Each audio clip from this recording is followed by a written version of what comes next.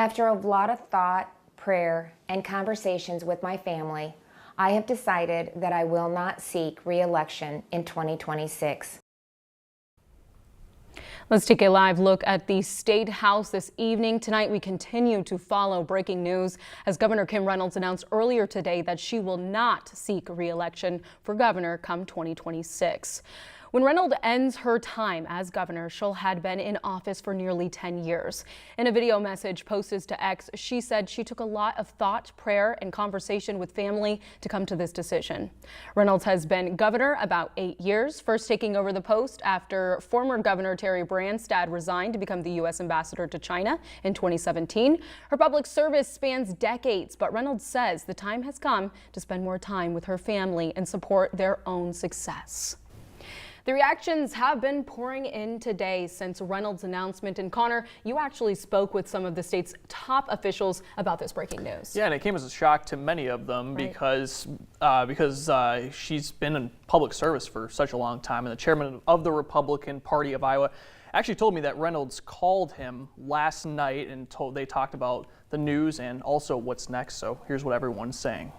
The news that came as a shock to many in the Iowa politics world on Friday. I have decided that I will not seek re-election in 2026. Iowa Governor Kim Reynolds, who has been the state's top official since 2017, announcing she will not run for re-election in the 2026 election. I had not heard any rumors about this prior to today, and honestly, I could not pick a better time in Iowa history to serve than right now, or pick a better governor than her to serve with, and I will certainly miss her tremendously. This is something that we're going to rise to this occasion, and it's another example of how you just never know what's going to happen next. So yeah, I'm surprised, but at the same time, I knew this day was coming.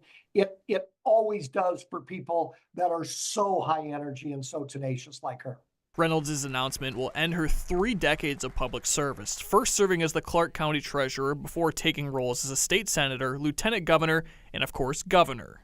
And now it's time for me to be there for them, to help them through the next stage of life, to watch every track meet and basketball game, to see them grow before they're all grown. Reynolds said there's still lots of work to be done until the end of her term, but Democratic and Republican state leaders are already looking ahead to filling the role. What I want people to know is that Democrats understand the needs of ordinary Iowans, and we are determined to turn this state into a direction where all of us can succeed. My premise here is that the Republicans are going to field candidates for people to take a look at that are intellectually absolutely up for the job.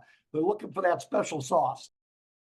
And neither party, Kaufman and Hart, didn't give me specific names on who they're going to potentially looking for that 2026 election. This is obviously developing news right now, but Iowa Democrats and Republicans say that they both do feel like they have some strong options moving forward. Larissa.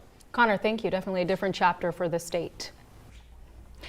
Well, here are some more reactions we're hearing from Iowa's top Republicans on the governor's decision to not seek re-election. Lawmakers are applauding the governor on her time in office. Senator Joni Ernst released a statement saying in part, quote, Kim Reynolds has been a tremendous governor. She has transformed Iowa with her bold conservative leadership, putting parents first, cutting taxes, and supporting hardworking farmers and families in every corner of our state.